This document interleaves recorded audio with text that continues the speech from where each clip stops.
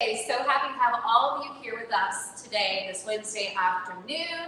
And you know what? We are doing this both in person and also on our live stream Facebook and YouTube page on Domi Station, Women Wednesdays, and other outlets, including Capital City Chamber of Commerce. So make sure if you are joining us today, if you have any questions for our guest today, Ms. Kelly McGrath, that's here with us today, make sure you go ahead and send those my way. We're here at Domi Station in Tallahassee. This is a great co-working space, and co-working is open today for all women who are, trying to put on their entrepreneurial skills and build a business. And so this is a great place to do that. So I'm super excited to have our guest here today. Just going to do a couple housekeeping things.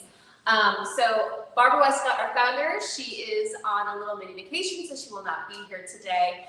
But just so you know, we have a lot of great programs through Women Wednesdays, so go ahead and check us out. We have our co-walking. We also have our speaker series. So for next year, which is 2022, which is just around the corner, if you're interested in being part of our speaker series, make sure you go ahead and leave us a little message on our Facebook or join us on our website as well. So my name is Chrissy Souders. I am the co-host for Women Wednesdays. I am a local business owner of Kitchen Wearable Arts, and I also do the retail division for WF Socks and am the downtown market manager. Thanks for joining us, ladies. We do have a live audience with us here today, so there will be some engaging as well too. That's not virtual as well. Also, just one more thing to note, if you're not doing anything this weekend, because I am the Tallahassee Downtown Market Manager, please join us for the Just One More Market, which is happening downtown Tallahassee at the chain of parks, and that is from 9 a.m. to 4 p.m. It's a great place to do some local shopping with local vendors, women-owned businesses. So if you're doing your Christmas shopping, I think there's only there's 17 days left of Christmas shopping for this year. So make sure you shop local. And our local ecosystem as well here too. A lot of women-owned businesses. So happy to have everybody with us here today. Thank you for joining us. We've got a great guest here today. Today we're talking about conflict resolution strategies for your personal and professional life. And one thing that's really interesting about Miss Kelly McGrath, who is here with us today, you are a mediator. And so go ahead and give us a little introduction of yourself. Sure. I was a kindergarten teacher before I went to law school, and I went to FSU, go Knowles, for law school, and loved conflict resolution, and became a mediator about a decade ago. And that is a neutral professional that helps people come together and talk about their conflict and just get really deeply into what their needs are and craft an agreement that works for them, knowing everything about their lives. And avoiding court. So I help people stay out of court and solve their legal issues with peace and privacy. Wonderful. Okay, so we were talking a little bit beforehand. We'd like to have a little conversation just to get to know each other a little bit. So you started off in the court system, correct? I did. In the traditional lawyer, going to court, helping people with their legal issues. But I realized, especially for families, like for instance, a couple that's divorcing that has children, it can be really damaging for the children and for the couple to have that court battle.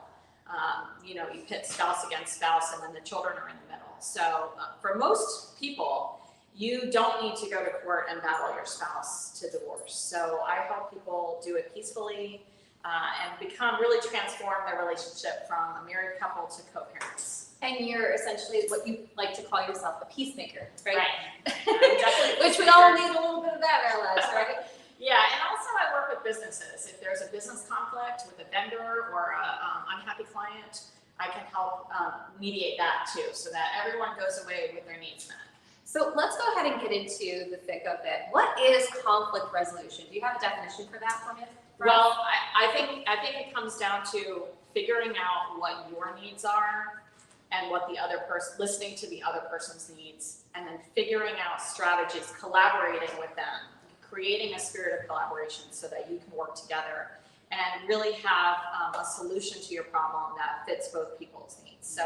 So one of my favorite quotes is from a peace builder named Dominic Barter, and he says, conflict holds within it vital messages regarding unmet needs and areas of necessary change. So given this understanding, rather than avoid conflict, you want to listen to the messages within that conflict. So unmet needs and areas of necessary change. So there's always going to be conflict in your life. This is not about not having conflict. It's about showing up for the conflict in a way that's in alignment with your values. Right. And typically, sometimes, looking at conflict as a challenge, maybe something where you can turn a negative into a positive kind of situation. Right. You can definitely find the opportunities within that. But it's really about you and creating that personal power within yourself to show up after you've done your work. You don't want to engage in conflict resolution strategies or any talk with someone else before you've done your inner work with yourself. So it's really about getting clear about what your feelings are around the conflict. So we're going to get really clear about our feelings today. So everyone, we just want to make sure that we're going to talk about feelings. Right. And you're going to help us through these feelings, and we're going to unload some today, okay? So I want to ask our audience if you guys are able to kind of just give me a feeling of how you're feeling right now. So I'll ask you, how do you feel right now? Rushed. So, rushed. Okay. I did not give myself enough time to prepare to get here. Oh. Yeah. So Raise your maybe hand if that's you. Okay, that's me too. So maybe a little unsettled? Yes. Okay. Maybe not as present as you want to be? Actually, I was just I was just telling myself focus, because you may want to talk to this lady afterwards. And it'd be nice to know her name and what she said. So I was like, sit here, focus. Okay. So one of the ways that you can get present for your needs is to take a moment and get quiet and do some deep belly breaths, slow deep belly breaths, where your belly actually expands on the inhalation and retracts on the exhalation. So I think we should try it right now. Yeah. I'm gonna wear a tight belt. Yeah. Okay. I probably should have done that. But okay, let's do it. So we'll do it. So I'm gonna invite you to either close your eyes or gaze gently at the floor.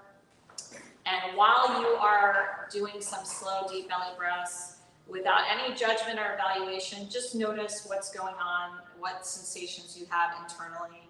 And I'm going to go ahead and do it as well, and then we'll check in.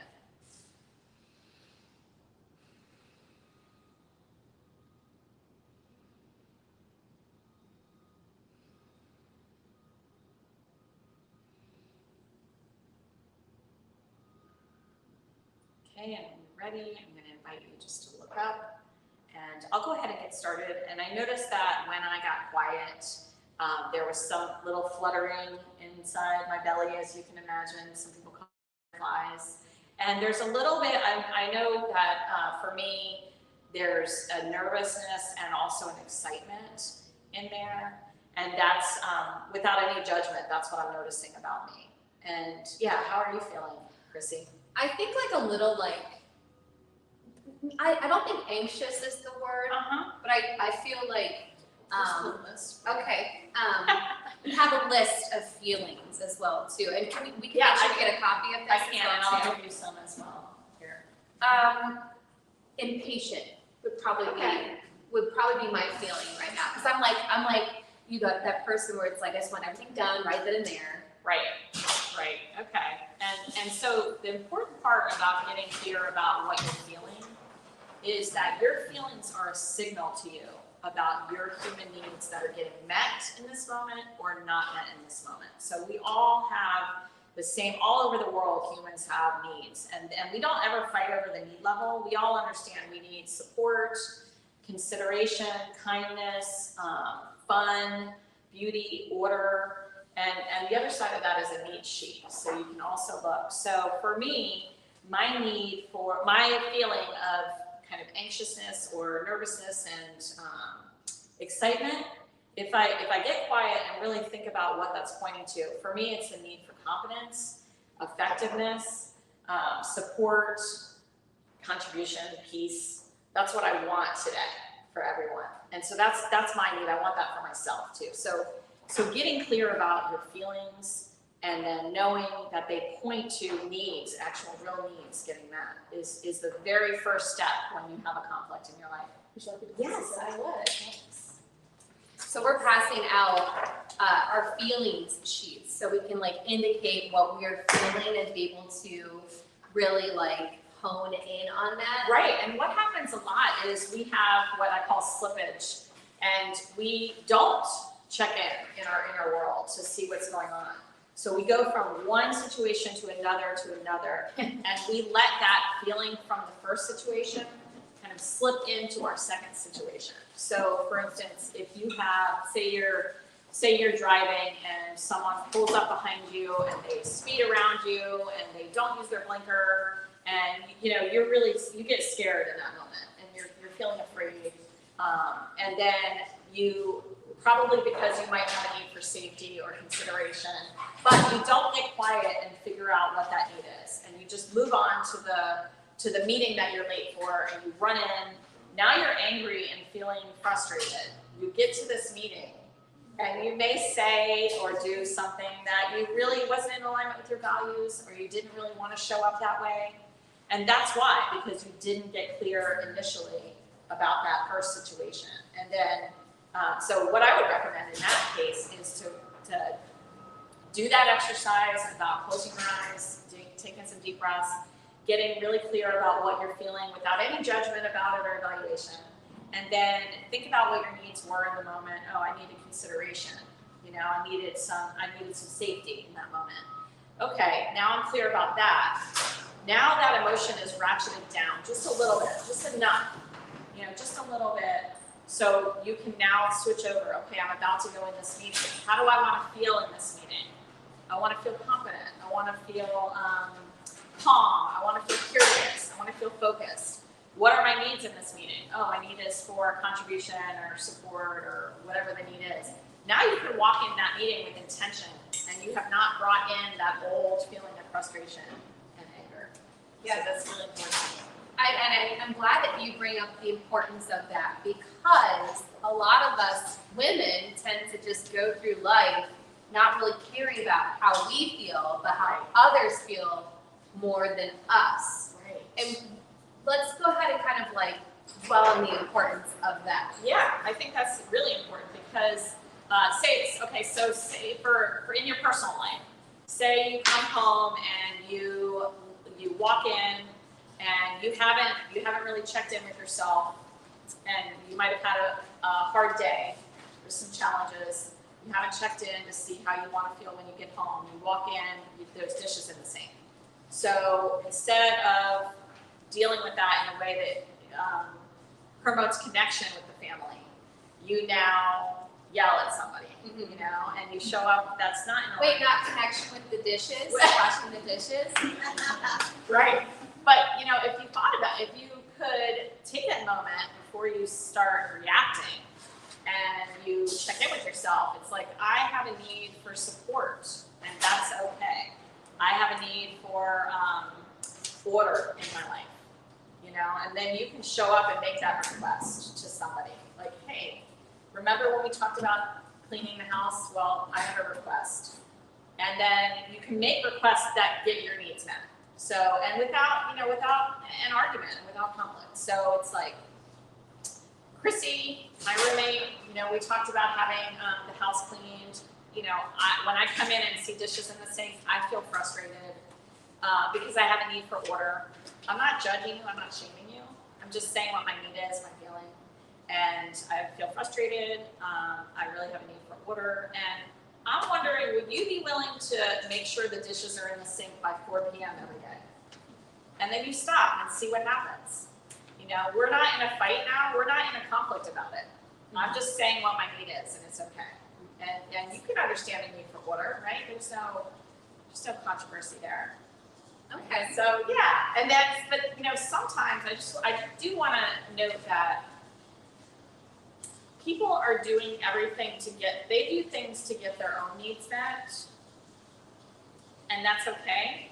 But sometimes the way that someone gets their need met butts up against my needs. And that's the strategy. We fight on the strategy level, like how you're getting your need met, not the actual need. So say your need was ease or joy or rest. and I came home and saw all the dishes. Well, you got your needs met by having that rest and, you know, playing your video game or reading or something like that. Now I make this request to you. You know, we're not in a conflict. I'm not shaming you or I'm not mad at you. I'm just saying I have needs too. You know, how can we work this out? And it's important to work those things out because then there's another feeling that comes into place called resentment, right?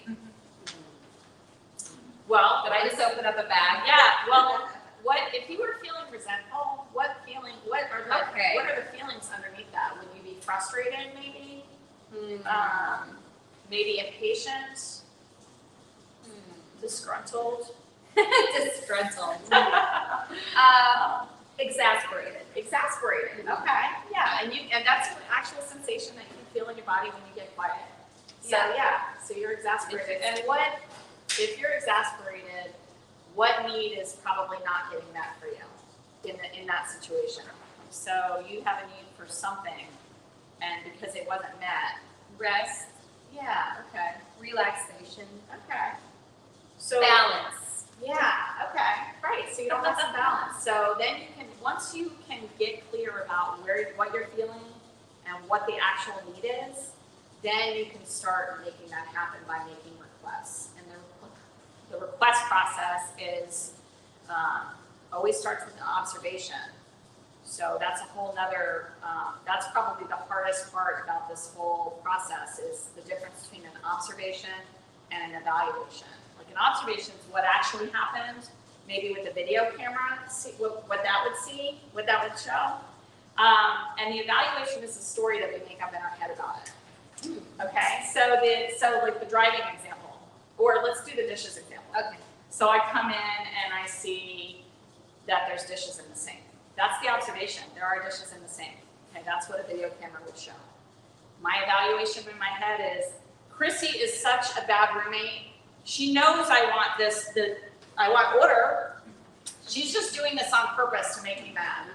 Okay, so do you see how that could ratchet me up if I had had that? Now, we're doing that all the time. So this is a practice.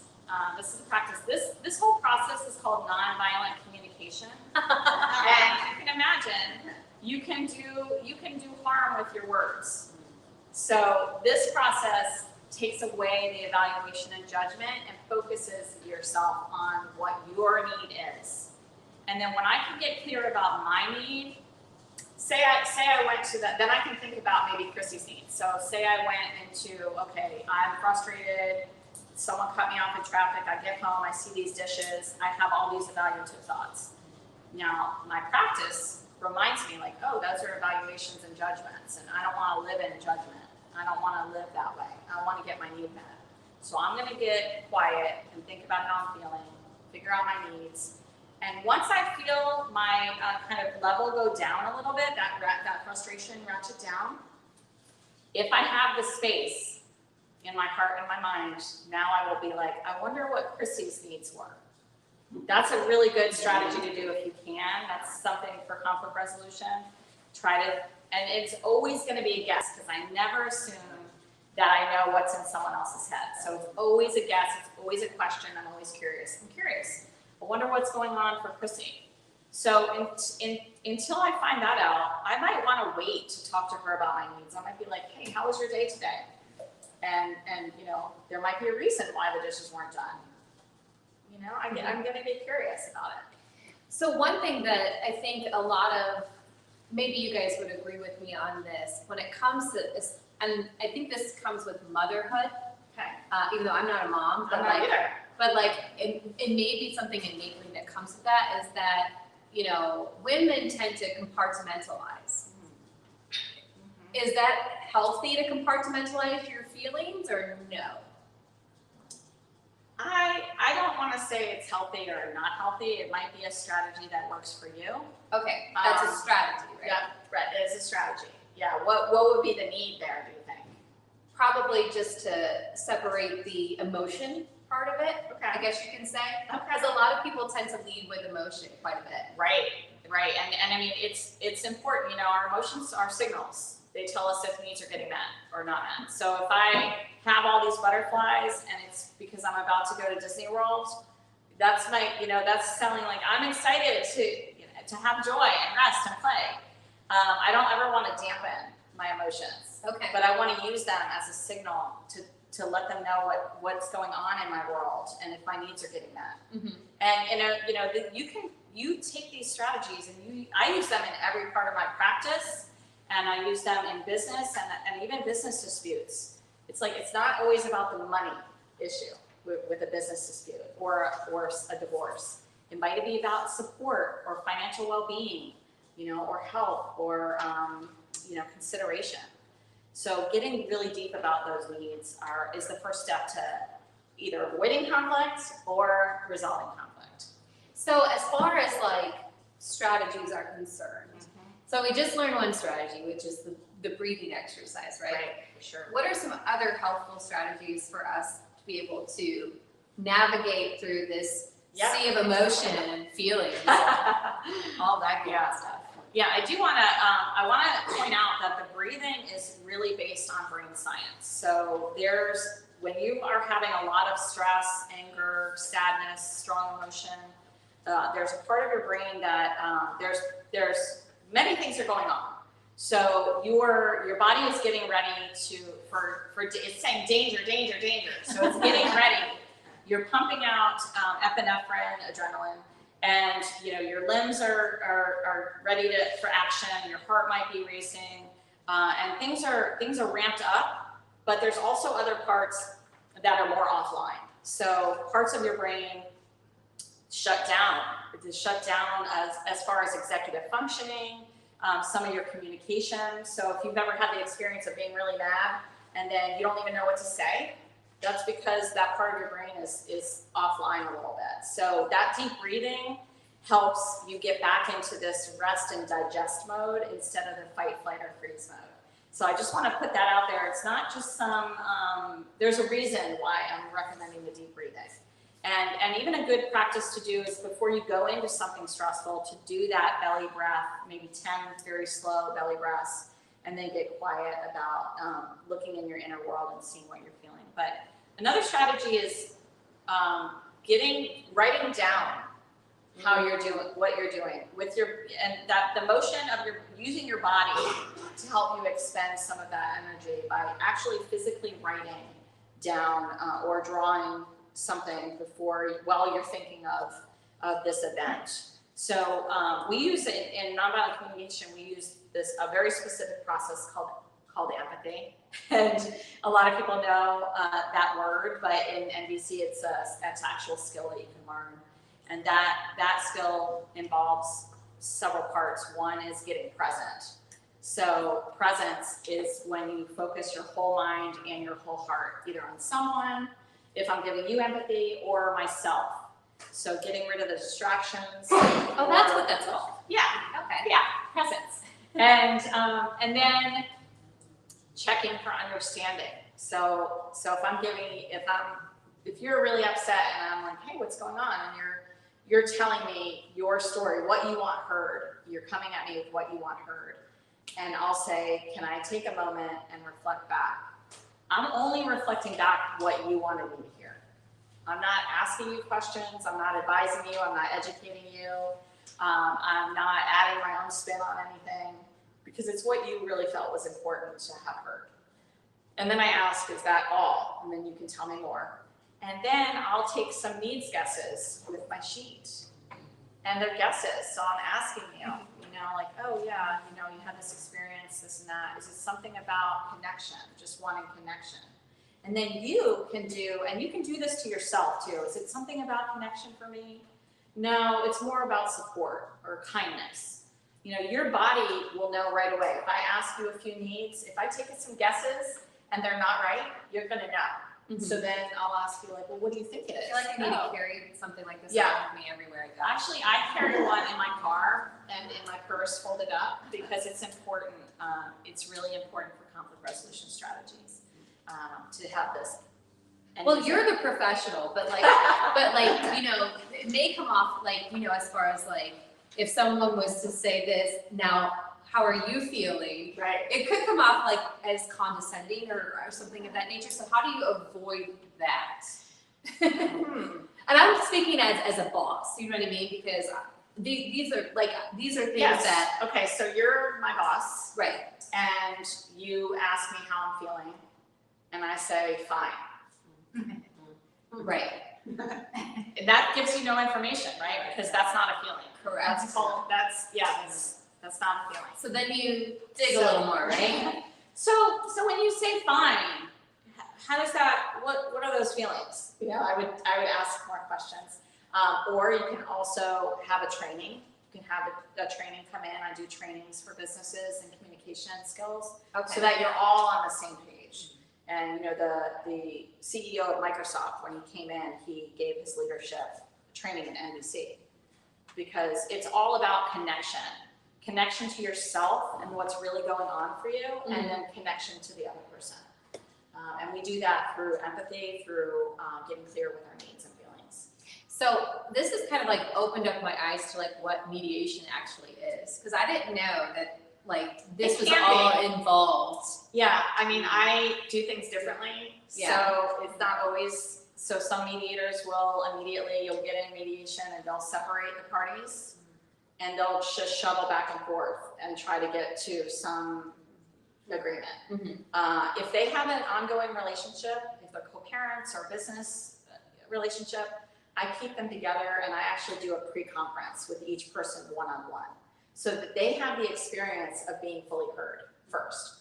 Because like I said about the brain, you want them to feel fully heard about their feelings and needs and what's going on for them, so that anger or that frustration or that fear can get ratcheted down a little bit more, and they can think more clearly about problem solving with the other party. So I do one or more pre-conferences with each party before we meet, and I'm probably the only one that does that in most of the state. There's another mediator that does it as well. But I think it's really important, because then you can come to the mediation with already having the experience of being fully heard about your experience, and also I talk to them a little bit about their values and about what they want to see happen, like their vision of their new life or their vision of how to resolve this conflict.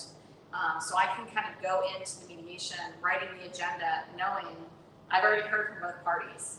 So I know where they're far apart and where they're close together. They may not even know, but I do.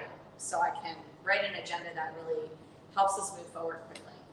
So I've got a question for our live streaming audience, and also for everyone here who is live with us. So is there someone in your life who isn't really fully hearing you, and would you like to know a way to have that be fully heard? Anyone? Anyone? Yeah.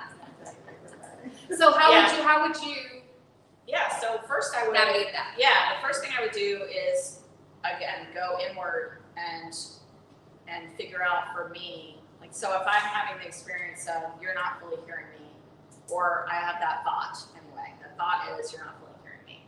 So I would be writing down or getting empathy from someone else, like what's the situation in observational terms, how am I feeling about it, what are my needs, what do I want to see happen? And then there's some other things that we could do too, like there's something called pre-paving, which is another strategy, and that is what do I want to happen? Why do I want that to happen? How do I want to feel while that's happening? Have I ever felt that before? Right? Have I ever had that experience before, that feeling? And how do I want to feel afterwards? That's one strategy you could do. And then before I have that conversation with you, I would really think about what is a good time for you to have that conversation. Like, I know what a good time for me is. I don't want to have a conversation. Let me say what I do want. I want to have a conversation in the early afternoon, because that's when I'm most alert and awake. But that might not work best for you. So I also think about the other person. When are we going to have this conversation? Where are we going to have this conversation? How can this conversation be structured so that there's presence? So say you had a dog or a 2-year-old or someone that might interrupt us? When can we have the conversation when that is not there? So you really build it up so that you have success, right? And then I ask you, hey, that conversation that we had about the dishes, that wasn't working for me. And can we revisit that on Thursday at 2 o'clock? You know, what's going on for you then? And then, so make that agreement about a time that works for the other person. And then you can go into that conversation with that observation. Like, hey, remember when you said that you would have the dishes done by 4 p.m.? I noticed that on Tuesday, Wednesday, and Thursday, there was still dishes in the sink. So it's observational, right? I didn't judge you. I just said what happened. And, you know, I'd love to hear more about it from you, like what went on there. So then you have that spirit of curiosity. And, you know, I'm not saying this is easy. This is a lifelong practice for all of us. So, but I'm saying it's doable, right? And also I want to let you know that there's never, there's always, let me say this, there's always time for connection. Like even if this happened, we had a bad, you know, maybe I did yell at you, I can always come back and create that connection again and get my needs met. So does that answer your question? I think I went off on a little Yeah. I want to know if there's any questions from the audience at all, in our virtual audience. How would you mediate between a teenager and a parent? Yes. Do your strategy skills lean towards children or youth? Yeah. So That's mediation, we're talking about, if Like you didn't hear family that, conflict. mediation between a teenager and a parent. I think Yeah. a lot of people who are joining us probably want to hear that one. Yeah, that's a great one, and I'm happy to help you after this as well. But I have been volunteering with an amazing organization called Hope Court, which is in Broward County. I do it by Zoom, and they take foster care teen youth who are about to age out of the system and do their transition planning, which is like what they're going to do after they age out, and they do it differently. And part of that is if they're having some conflict with the foster parent, they will call me and I will work with them by Zoom if they're willing. So the foster parent has told DCF like, hey, we're about to give the child back, which is a very sad and traumatic thing to have happen. And it's because of communication and conflict resolution strategies that they need to know about. So if they're willing, then I talk to each person first, right? And talk to them about how it is for them, what their needs are. They get it, filling a needs sheet. And we talk about why it's important to use this. And then when I think that they're both ready and have a little more knowledge about using this and a little more knowledge about checking in with themselves about what they feel and what they need, then we meet together on Zoom. And it's like, hey, what's alive for you right now? What's going on for you right now? And then, the teen's like, well, you know, they took away my Xbox, or the parent is, you know, they were supposed to do their chores and they're not doing them. Whatever the thing is, then I reflect back, like, oh, okay, so first of all, I have presence, right? And we talk about presence. And then I reflect back. And then I help them guess their needs.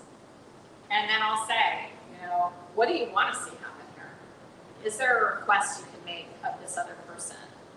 And, you know, the parent or the teen will make the request, and then I'll check in with the other person to see.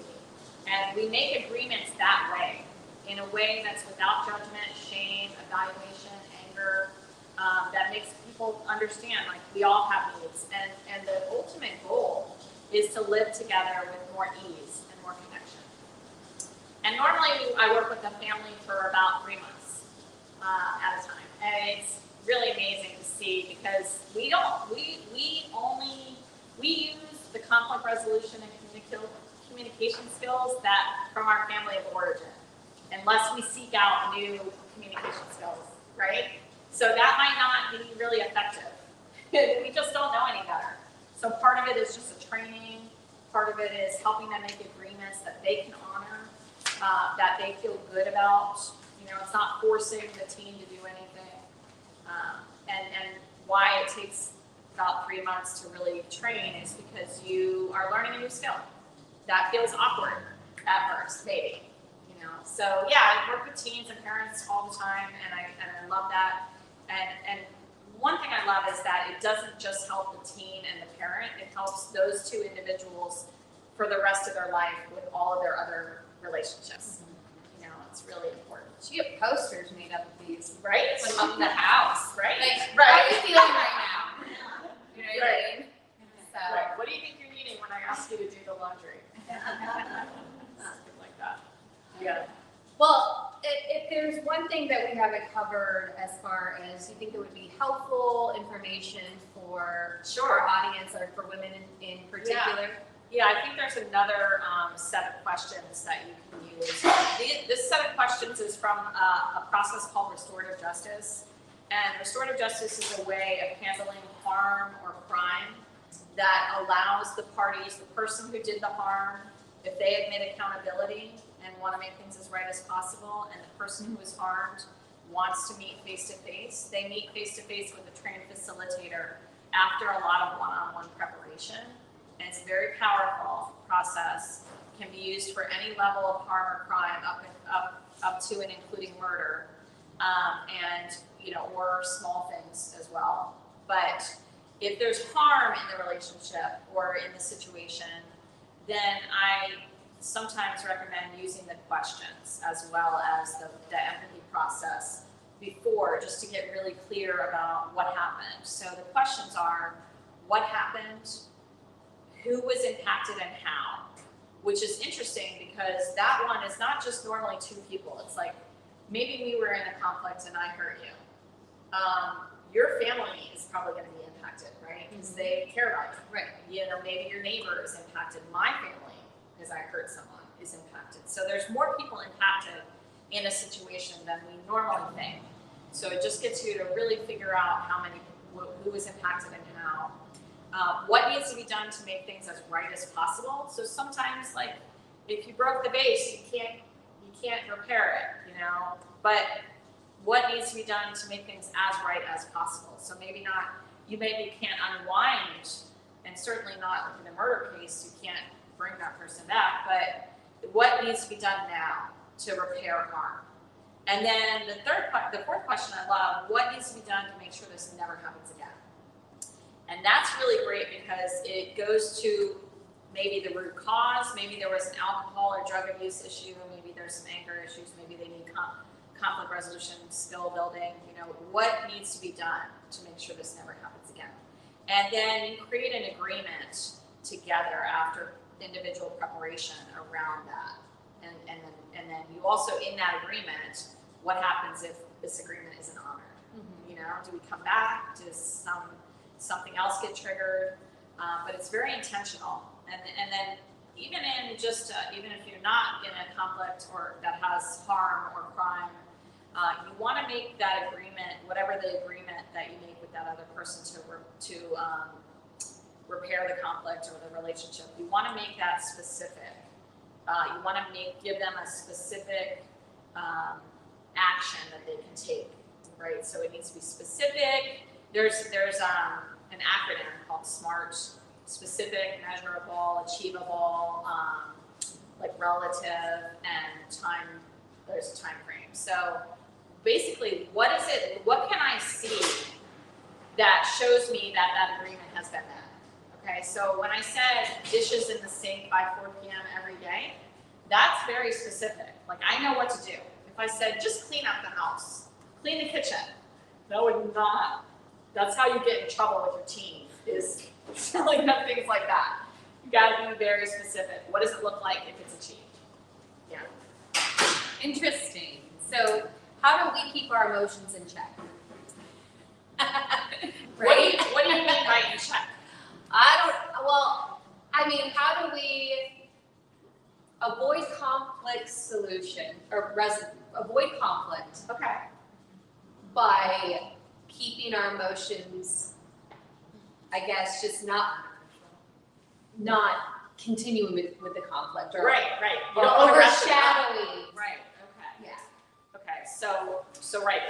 The main thing is going back to the beginning, is knowing how you're feeling in the moment. So there's an amazing, effective, highly effective program in Tallahassee that the city of Tallahassee and the Department of Juvenile Justice co-fund, and it's called Community Connections, and it teaches the teens about this process. So often you see a teen and they got in trouble for fighting, and they were like, I don't know, I just got mad, and then all of a sudden I hit him, because they had not had the experience of checking in with themselves. And there's always a process in your body where you feel your emotions ratchet up. And if you can be respectful of your body and mindful of that, you can walk away. You can go in your car and take the deep breaths. You can go get empathy from somebody. But that's the part about, like, I think what you're saying is letting your emotions get away with you, is that you are not trained to stop yourself when you feel that upwelling of frustration or anger. Example, road rage, right? So really, people have never gotten in trouble before. They got cut off. They start evaluating in their head and making stories about that person who doesn't even know them. Like, he's such a jerk, he meant to do that, he's, whatever. And then they ratchet themselves up so high that they get into a rage. That's an example, like an extreme example of not being aware of your emotions. So that's the first step for sure, and what your needs are. It sounds so simple, and I can tell you that the closer you are to somebody, the more challenging it can be, right? Or the more invested that you are in the relationship, the more challenging it can be. So that's why it's important to check in with yourself and get clear about your needs, and really prepare for that conflict resolution strategy session. Yeah. Does anyone have any questions before we wrap it up? Well, I just want to say thank you so much for being here today. So as far as what you offer and how you help people, if you could go ahead and let everyone know how they can get in touch with you, Sure. and for whatever reason that they need to get in touch with you. Okay, great. Well, my website is kellymcgrathlaw.com, and my number is 850-273-8698, or kelly@kellymcgrathlaw.com. And yeah, there's a wide variety of things that I help with. I mediate divorces with children, especially, business disputes, and then just family mediations that are not related to the law. So parents and teens, or if an elder person is being cared for by the siblings, by the children. And now, as you can imagine, there's some conflict there. I do some of that. Training, I do training for businesses for conflict resolution and communication strategies. So yeah, check out my website. It talks about resolving conflict with peace and privacy. Well, we are so happy that we had you here today, because I've learned a lot. I feel like you guys probably have learned a lot too. And so having these strategies in place, I'm sure will be very helpful in any kind of situation that we may find ourselves in, where conflict could be arising or on the cusp. Right, I agree. Stopping it before it happens, right? Yeah, and I firmly believe that peace starts within us. So if you want a peaceful community, we need to learn conflict resolution strategies and start showing up in alignment with our values of love and support and kindness and consideration. And yeah, I love it. I'm happy to help anybody learn these strategies. And this one in particular, nonviolent communication, there's a book by Dr. Marshall Rosenberg. There's an amazing peace builder in our own communities, Dr. Cindy Bigby, and she has it's called the Bigby Method, .com, I think, and she is actually teaching this to teachers and staff in our schools. So how wonderful that's going to be. Now, this is what we need for the next generation, is peace builders. Absolutely. Thank you so much. Okay, well, thank you so much. And thank you everyone for showing up for Women Wednesdays, whether it's in person or virtually today. And we definitely have a lot of things happening in 2022, so make sure that you follow us. You can become a member with Women Wednesdays. We'd love to have you part of our team and our everyone here with us and just building a community here that really uplifts women and also supports women as well too. So thank you so much for joining us today, and everyone have a wonderful Wednesday. Thank you. Bye. Thank you.